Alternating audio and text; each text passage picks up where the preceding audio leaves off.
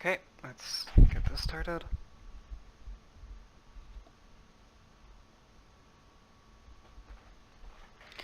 Alright, so the main scene I made is essentially just a little orchard with some grass, and 3, my attempt at fireflies. They don't quite really sell it as much as I'd like. Find a little field with a bunch of trees. And then I have the skybox, and yeah, there's the same. I'm just so done with that, I don't care at this point. And then for some reason my models apparently broke with the new model or standard vertex code, one of the two, so I'm hoping to resubmit this and fix that. I accomplished this using a series of textures for the skybox, the grass, the leaves, and the bark. Like for the tree, terrain, and skybox, yada yada. I used 3 shaders. The shader texture is the skybox, so it doesn't receive light. Shader color is the little fireflies, just because I want them to pop more, and try to sell that kind of glow without having an actual glow effect. And then the shader texture with 1 direction light and 3-point light and the fog effect. That is what's applied to the terrain and the trees. Firefly bodies, the unit sphere, skybox, grass. These 2, which apparently are broken, because jolly good. HM test is I'm just using for the terrain, just because I need a map. And my models have 11 meshes. It's fun. One thing I did actually kind of unique is I made my lights actual objects. So I have like I have actual 3-direction light objects in my scene. 3-point lights, sorry, and 1 direction light. That way I don't have to do all that magic number shenanigans. That was just a pain. And then I have the code set up here so you can set each point light individually, but honestly their attributes are all going to be identical, so I just set them to be the same. Camera yada yada. And here's the math just to make my little fireflies. They just circle around the center and have a little bob to them, just to make them kind of look like they're lazily flying around. When I go to actually draw the scene, I have my shader color, which is how I draw little fireflies. So they're a flat color, that's why they're so distinct, to make them look more like lights. My models, which I'm trying to draw into the scene and apparently just aren't drawing. Okay, so this one is actually where it gets kind of cool. My shader texture, light, 1 direction, and 3-point light with fog effect. So you set it to context, set its 3-point lights because they moved in the previous, they moved earlier. Set this fog settings, send the fog settings, I just made those distinguished just in case. Send world material and send light parameters, yada yada. Then you do the terrain model. It's largely the same stuff we've been doing, just now I have the point lights as physical objects and not a series of float values that I have to set every time. And then I have to change the fog settings because there's some weird scaling shenanigans between my terrain and my imported model. And so I essentially just get the position values from my terrain, apply this little tree scale factor, which is 1/20 currently, and set that as the tree's position, and then I take the next tree index off of that, which is currently like 567. So I just pick every like 567th index and just put a tree there, essentially. Then shader texture is just the skybox. Nothing too fancy about him. So to demonstrate how this all works. So I have my light base, which is just a basic little struct series with 3 values. A vector for ambient, diffuse, and specular, which is the basic Phong model. Point light includes the light base because it also has a light as position, attenuation, range, and then setters for everything. And everything's public, so really I just have this guy just for nice orderly work, but you can really just edit these guys anywhere. Exact same idea. Same light, and then all the spotlight's unique parameters. Directional light, light, and then direction. Which brings me to my direction light 1, this guy. Oh, sorry, not the graphics object form. We'll start with the shader. Which he got cleaned up a lot thanks to the change. Yeah. No. I'm sorry, I need the 1 direction, 3-point, and fog effect. This guy got cleaned up. He still needs the material and world just so the buffers in case those happen to be different, which I don't know a case where they would, but I left it in here just in case. It has the same cam matrices, materials, and it also has fog parameters because it's the fog effect. The data light parameters, which is just my 3-point lights and my direction light, and then it holds little objects for them. So when you actually go to update it, you have to set the fog settings, send fog settings, and then here's where I really like this change. You literally just set your object equal to the scene's object. So everything is fine and dandy. You can keep changing what the scene's like point light is doing, and then send it to the shader, and then the shader will know about it for every draw call afterwards. Also, another fun thing, I only ever send the direction light once in my code. This guy, because he never moves. So, yes, he is there. Just wanted to point that guy out because he's not with the others. But he still gets sent every time. Every time you do the send light parameters, he'll still send with the there you go, direction light. So his values stay the same throughout the whole course. So you do it once on initialization, but you still send it, which is a little wasteful, but it's GPU shenanigans. I have no idea how to get around it.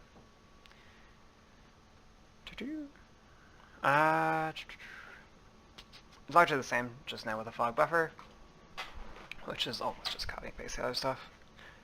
A lot of copy and pasting, holy moly. So the fog, this guy, his shader. Largely the same thing, just now with the or the constant buffer for fog parameters, just fog color, fog start, and fog range. Basically identical to your code. So now it has my texture, where it takes the same current color is the texture plus light, and then I add the fog effect to that resulting color, which is the distance to I, fog percentage, and then you lerp over those two, which I can move these two. Sorry, I had an issue at one point. And then I have an actual graphics object for this, which is only used by the trees, but because the tree gets used so much. It's only a single tree that I'm drawing.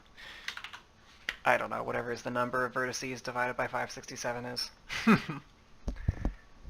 That's the number of trees I have. It's fairly straightforward code. You just send the world material, yada yada yada.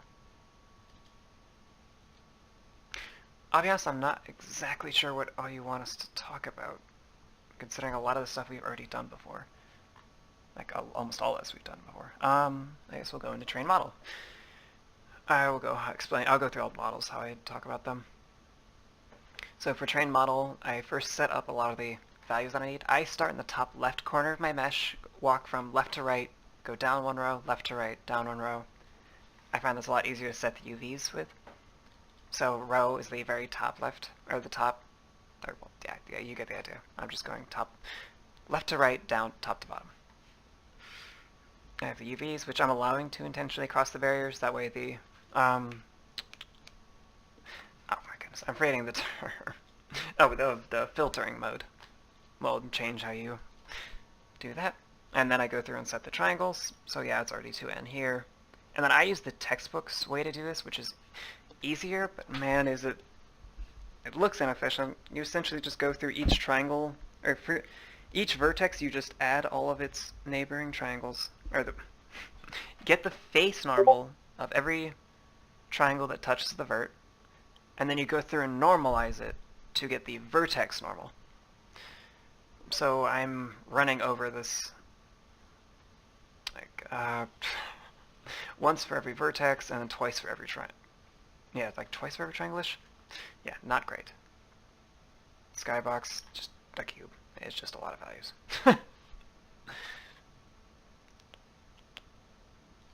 Model tools, let's go down. Yeah, model tools, yada yada, just tons of values that are just not fun to look at. Yeah, pyramid. And the unit sphere, here we are.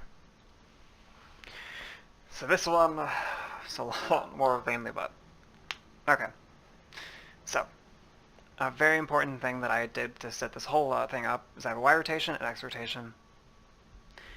And every time I am working on a row of vertices, I just apply the X rotation, and every time I go to the next row, I apply my Y rotation. So I'm essentially just kind of, I just keep rotating like a little clock up, around to set all their positions. And then I build the bottom ring of the faces because those guys are kind of weird because they all connect to the bottom vertex. Then do all the middle vertices. And the top ring, which is basically just the mirror of the bottom. Nothing too fancy there.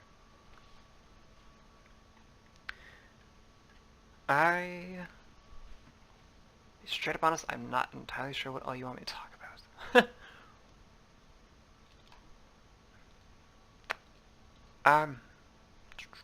I guess I can go into here about like why I did certain things. Position. I could probably make this guy const, because why not?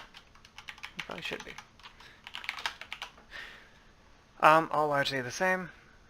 There's the tree index offset I mentioned about. That's where I'm picking an index off of the train, putting a tree there. It's just a nice, easy way to put the trees all over the map. But you saw in the video, it gives it more of an orchard feel than I originally intended. Just I didn't think about that. Like even if it's an odd number, it's still going to show the pattern when there's enough of them.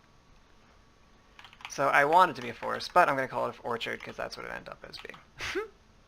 So there's the scaling offset I had to do, and then I made my own fog color. I tried to use a few years, and I'll be honest, I couldn't get like one that was quite what I wanted it to be, so I made my own to mess with it. And then I have these guys because I keep having this is just to keep my matrices clean, because I want to keep the Y rotation going without messing this guy up, like having them start doing crazy things. I wanted them to be very consistent. They're always going in a circle, and then on that circle I apply a vertical offset, which I know gets kind of gross with the math, but it made it very controllable and very consistent, and I'll be honest, I know you don't really care about how like nice the fireflies look. And then I get their position because I changed it. That's the point light. It's the firefly's point light because I just moved him. Yeah, I'll be honest, that's largely about it.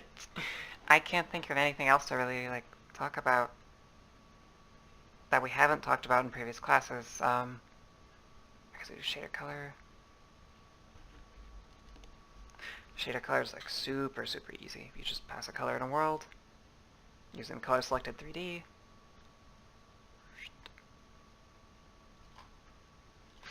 Well, you just pass the selected color and you apply it to the vertex, and then let the pixel shader just color everything that color, which allows me to do it very nicely on my little spheres, who are, I know it's overkill for them to be, it really is overkill for them to be spheres. I don't know. Like if you actually zoom in, you can see they're actually full-fledged spheres, just scaled down to a really tiny size. I don't know. I kind of like how they... it's kind of hard to get them without running into them. It makes them really smooth, but... I don't know. I go back and forth on that. And then just another view of the fog effect being applied to the trees and the train. They all go into the distance. Yeah, they're a little offset because I, again, like scaling shenanigans made that an issue, but I don't know if you really care. It's just a matter of changing this float value to get them to line up to like look just right, just so.